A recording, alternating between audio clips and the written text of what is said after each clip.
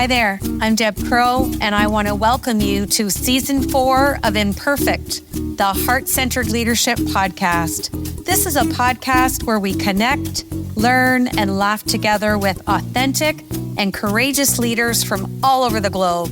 You will learn from leaders you haven't even met yet. You will gain new tools to add to your leadership toolkit, because leadership belongs to all of us. It is not measured by stature or title. So please pull up a chair and listen in. This is the Imperfect, Heart-Centered Leadership Podcast. So welcome back to Imperfect, the Heart-Centered Leadership Podcast. I'm so delighted today to have Des Hague with me.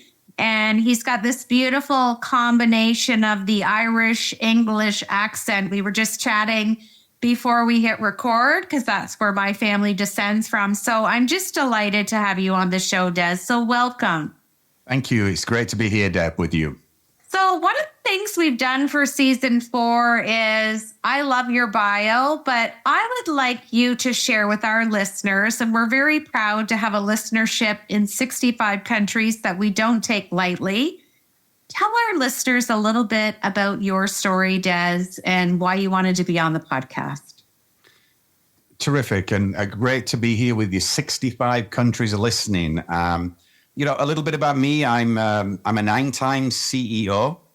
I've ran large organizations, multi-billion-dollar complex organizations such as IHOP, the largest hospitality restaurant chain, family dining in the world. I've been involved with 7-Eleven and Safeway and Centerplate, the North America's largest event and hospitality company. But I didn't start, with a silver spoon. I started in a small town in Belfast. My family moved after my father's business was set on fire. It was in the 60s. It was a very traumatic time. We fled to the north of England. We scrapped and scraped all my life. I didn't have a TV until I was 11 years old. We had, tough times, and, gave me a confidence and belief in myself that, I really believe this. You're going to suffer adversity. Defeat is optional. Keep moving, keep positive, keep, a belief in yourself. And so throughout my life, that's what I've done. And, I love running businesses. It's kind of what I'm built for. I also have authored my first book, talking about some of the adversities that I've had in my life that I'd like to share with you, and, talk about the dangers of cancel culture and other things. But I like to help people, be inspired and fulfill their dreams. And that's what I try and do on a daily basis. Well, one of the things that really intrigued me to have you on the show is you have been in these C-suite positions, and a lot of people get an idea or some type of image in their mind of what a C-suite leader does. And like you said, you've been at that in 9 different roles. So my first question is, what drew you to the hospitality industry? I mean, you share a little piece of your youth and your upbringing and moving from Ireland to England, but what drew you to want to work in a really people-focused industry like hospitality? It's a great question, and I wish I knew the precise answer. But I would tell you, life is about, it's like, what did Forrest Gump say? It's like a box of chocolates. You don't know what you're going to get at times. I grew up and left home when I was 15. I was homeless, and a friend of a friend owned a fish and chip shop. And it was either really, I'm going to live in the park as a vagrant, or I'm going to get a job. And I happened to, get into that life of being a server in a fish and chip shop, scrubbing the floor with a toothbrush, doing all the remedial work, peeling 250 pounds of potatoes a night. And I loved it. Maybe I was a sucker for punishment, but I loved being in that environment where I saw the owner, even in a fish and chip shop, be able to say, how do I differentiate? I have to have the freshest cod in town. I have to have the best servers. I have to have a line. I like people lining up for my food because it lets people know the food's good. I would have never known those things. And that led me to a life, in the corporate world of running a Burger King and Pizza Huts and going to Poland when the wall came down, opening up, massive restaurants for KFC, Pizza, Taco Bell. And then, the rest of my journey is running retail and running large, complex businesses. And it was really, it was just fortuitous, I would say, Deb. It wasn't a well thought out strategy, but it's a business that I know if you do well and you love, you can do great things for people and you'll be rewarded. Absolutely. And it sounds like such a simplistic answer. And I've had a lot of C-suite say it's common sense, but I haven't made it my common practice. And I love how the simplest things that you were doing, peeling potatoes and learning the art of differentiation, like all of those transferable skills at such a young age showed up probably every time you took on a new venture, which I think is just beautiful. Thank you. Okay, my second question has permanent residency on the show. I've asked well over 260 leaders this question, and it's the name of the show. Share with us what imperfections that Des brings to his heart-centered leadership. Laughter and candor is permitted, but I'll remind you, it's just a 30-minute show. So if you had to pick your top one or two imperfections, which one has been on repeat for you? Well, I could go 30 minutes on my imperfections. My wife should come on the show. She'd give you a whole week of imperfections. I think you've always got to think about your strengths to an extreme become your weakness. Yeah. And so I always think about, I believe I can, solve the world's problems. I believe I can do a lot more than, maybe even physically possible. So I put a lot of pressure on myself. So the first thing is, give yourself, cut yourself some slack. Nobody's perfect. I love the Taylor Swift song, Shake It Off. You make a mistake, you move on. You can't live in that permanent sentence. It's like being in a prison. You got to move forward. So I think, really thinking about how much I drive myself is number one. Number two, I like to do a lot. I like to multitask. I sometimes don't, give the person who's speaking my full attention. And that's pretty bad. You got to think about, how would you like it if you walked into somebody's room and you didn't lift your head up? It's the little things. It doesn't have to, imperfections, small, become big if you don't manage them well. Well, that was well said. I like that. Two great examples. Okay, my third question is, I want you to share with us the story that led to the idea to write your book, because I know it was a painful time in your life, and I'd love for you to share an overview with the listeners and why you felt compelled to really write and tell that story. Yeah, one of the things that I really dislike about living in the social media era is that everything is blown out of proportion. Everything is taken to the extreme. And I really mean everything. It's very, you can't say, hey, don't generalize, don't, paint everybody with the same brush. The mad people, the keyboard assassins on Twitter and social media just wreak havoc in people's lives. I made a mistake almost a decade ago where I lost my temper after having my fingers dislocated on my right hand by my friend's dog. And I tried to discipline the dog, and I'm nudging the dog into the elevator. I'm pulling on its leash, which is a harness, by the way, Deb, that even if I swung the animal around, it couldn't have hurt the dog. What I was trying to do is show who's in command, show who's the alpha, and get some, and put some discipline. And I got to tell you, this thing was blown up like I was beating, I might have burned down a village, beaten my wife, disciplined, beat up my kids. I was, demonized as persona non grata, not even persona non grata. I would say I was set afire in the digital square and crucified on the hour every hour. And it was just an unbelievable moment. Deb, in my book, as I've said to you, I left home when I was 15 after 6 years of being physically abused almost on a nightly basis, protecting my brothers. I was homeless at 15. homeless again at 18, was raped as a teenager. You know, I've dealt with some really horrific moments. And just for you and your listeners in these little 65 countries, what I can tell you is none of those experiences came close to the utter destruction and the deconstruction of my life by the Twitter mob. It was, I mean, my wife got death threats, cut out in a newspaper clippings like, "We know where you live. You are not safe." My son at the time, who was leaving for college to go to Paris, was physically attacked by somebody outside of Walgreens. And you got to think, what are these people thinking? Even if I was at fault, which I recognize that I should not have over-disciplined, I've already apologized to that, but you can't make an apology on Twitter. It's impossible. As soon as you do, they want to attack you and just deconstruct you and punish you some more. Redemption's not in their vernacular.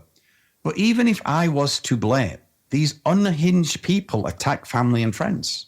They know no boundaries. So I wrote the book, Deb, after deep reflection. It took me several years to overcome this. I was a mental wreck. I was drinking too much. I've always woke up, Deb, every day feeling happy. For whatever reason, I can go to bed most occasions, nearly 99.9%. I know if I get some sleep, I'll reset somehow and think, isn't life great? Just move on.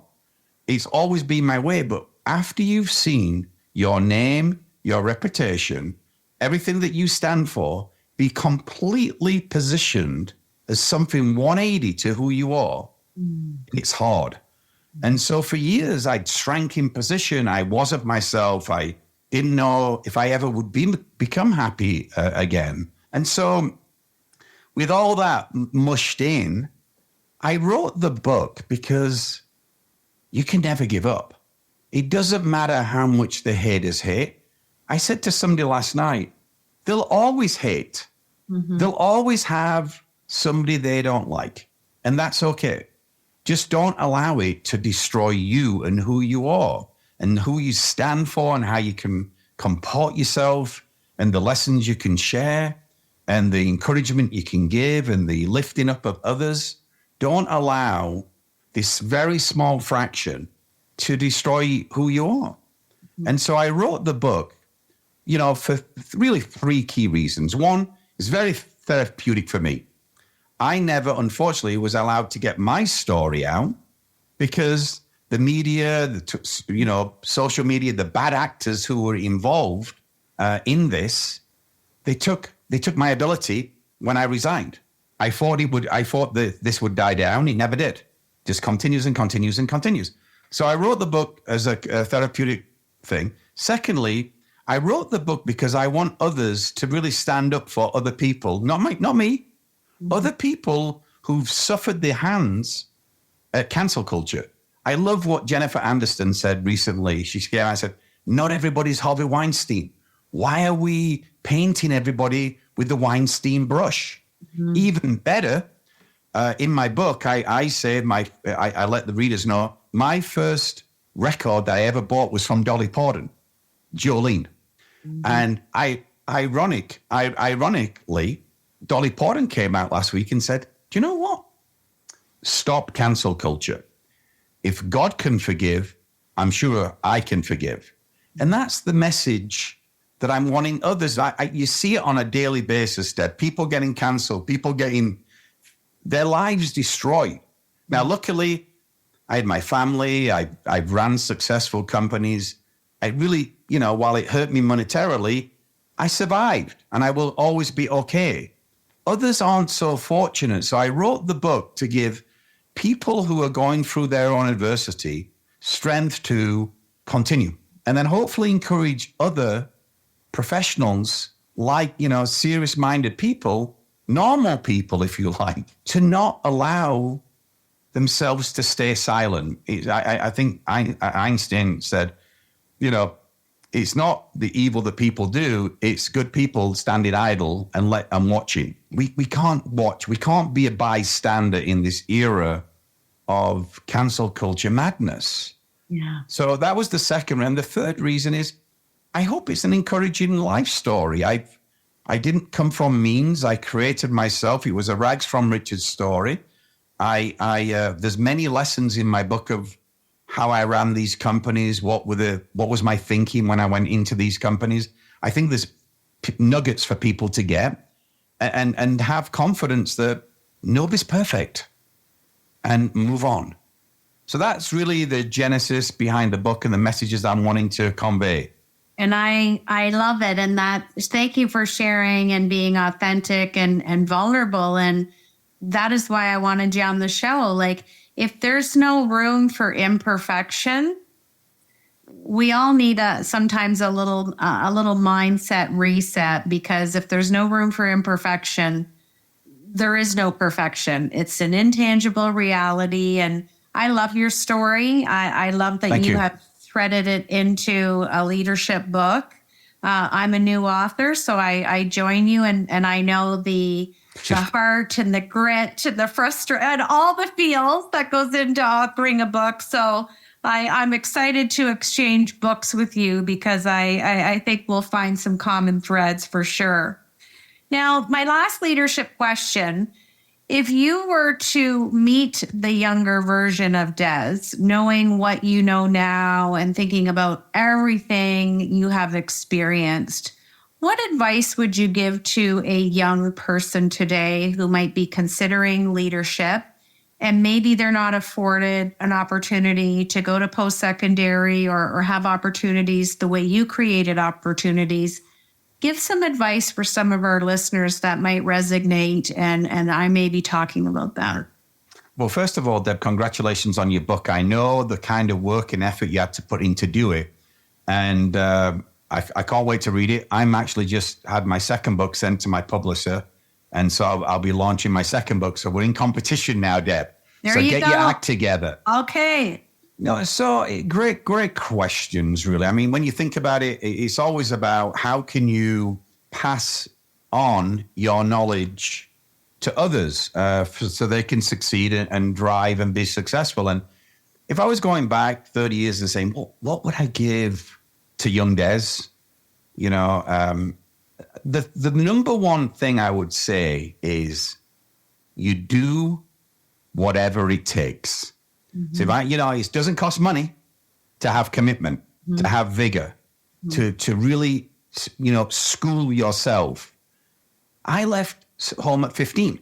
I had 0 qualifications, mm-hmm. but I made hard work my best friend. And I feel today, and I don't want to go, these youngsters don't get it, and what's happened to society. I don't want to play that card, but I really worry when people don't want to put in hard work. Oh, I want to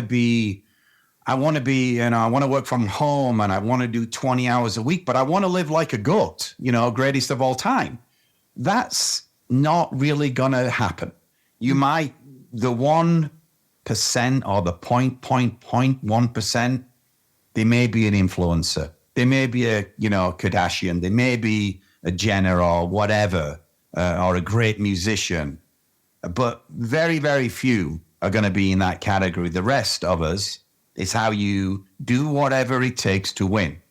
Do any task, do any job, mm-hmm. go anywhere, take a lateral, take a even a pay cut to learn other skills that are actually going to be more beneficial for you in the long run. So I suppose we do whatever it takes. Know the long game. Know your long game. What is it? The second thing I would say, Deb, is when I was in my darkest moments, thinking, I don't even know how I want to continue, my head doctor, and I always was embarrassed about this, but I'm no longer, you need to use all the resources available to you. Mm-hmm. And this woman, was responsible for re-sparking my ignition and enthusiasm for life. I should say, of course, my wife did that first. And forgive me for all my sins and my imperfections, which are all laid bare in the book, raw, real, and unfiltered. But I would say that in my darkest moments, Viktor Frankl, Man's Search for Meaning, was a book delivered just at the right time. And I hope it will be for your listeners and your viewers. And that is, if you have a why to live for, you can cope with almost any how. Mm-hmm. So with whatever it takes, I would highly suggest and recommend that people who are listening, viewing, say, okay, what's my why? And work on that. Yeah. What are you passionate about? And now I'm passionate about tennis. I think that in my mind, I can beat Roger Federer. In reality, I can't, and I'll never make any money by playing tennis. It's fun. So you got to be careful between a passion that you like and a passion that you can really harness and drive. You know, it's like the future you. So what is it that you want? What is it? What's your why? Yeah. And how'd you get there? So whatever it takes, what's your why? And then I would also say, don't take yourself too seriously. If I was talking to young Des, at times I've took myself in my life a little bit too seriously. Yeah. I sell pancakes. I sell ketchup in a Safeway. I sell a hot dog in a stadium. I'm not solving world peace, AIDS and some, COVID issue. Comport yourself accordingly. Yeah. Have some humility and lead with laughter. Don't be so anal retentive. Actually, think about life as a fun place that you do good things in. Absolutely. All right. I'm going to pivot to my Fab Four. These are just 4 rapid questions. We want to know what's sitting on the top of that brilliant mind of yours. Question number 1, share with me a word or a phrase that shows up daily in your leadership. Just do it. I love it. I was hoping you were going to say onwards, that beautiful light hanging on the wall behind you. I can't believe I didn't say onwards. I know. I'm shocked. I got Can I retract my previous answer, Deb? It's definitely onwards, which I've used for 20 years. Now, the second one, I think you've answered a minute ago, because I was going to ask you for a recommendation of a book that you feel was impactful. And I think you gave that to us. And that book has been listed on the podcast before. So I think I'm going to accept that answer, because that is a great book. Can I change? Can I add one more, Deb? Seriously, for anybody who's interested in business and doing things differently, The Innovator's Dilemma. I think people should know the law of disruption, how you disrupt yourself, and how you can recreate and reshape industries. Love it. Okay, the third question, I got to give you a bit of context. So I'm granting you a wish, and you get to have dinner with any leader of your choice. Now, this leader could be living, or maybe this leader has passed away. Who are you having dinner with, and what is the dinner conversation? Personally, from my roots, I think one of the greatest humans to walk the earth was Winston Churchill. Mm. So I would love to sit down, have dinner. I'd love to know how he learned from his unbelievable mistakes made in World War I, and then also how he had the conviction and the courage to lead a nation through a perilous time in World War II. And then, obviously, what was it like to be pushed out by the government? So the greatest guy, I think, who's ever been prime minister, maybe Margaret Thatcher as well, in England, and then was just cast aside. And how did he overcome and keep moving? And the guy was a force to the end. Yeah. So before I ask you my fourth question, which is going to be to finish the sentence, I want to say it's been delightful to meet you. I look forward to exchanging books. I do have the idea for my second book, which I'm not going to share. I'm going to keep you in suspense, but I'm gonna hit all the younger heart-centric leaders on the globe with book number 2. And I find your story inspiring. And I think when we exchange books, you're going to find some parallels with me, which is probably why having you on resonated with me. I love one of the phrases you said, during our interview. Find the lateral. I love that. That's going to stick with me today. So finish the show by finishing this sentence. Heart-centered leadership is authenticity, leading with humor, being vulnerable, keeping it real, allow your feelings to be expressed, and just encourage the world that they can do great things and be there to lift them up. Be their biggest fan, supporter, and inspirer. Thanks so much for joining me today on Imperfect, the Heart-Centered Leadership Podcast. I hope you've enjoyed the show today and have learned some new tools for your leadership toolkit from our amazing heart-centered guest. If you like the show, feel free to give us a rating and a review, and we always welcome your feedback anytime. If you're ready to master the art of heart, my new book, The Heart-Centered Leadership Playbook, is now available on Amazon, or you can click the link below in our description.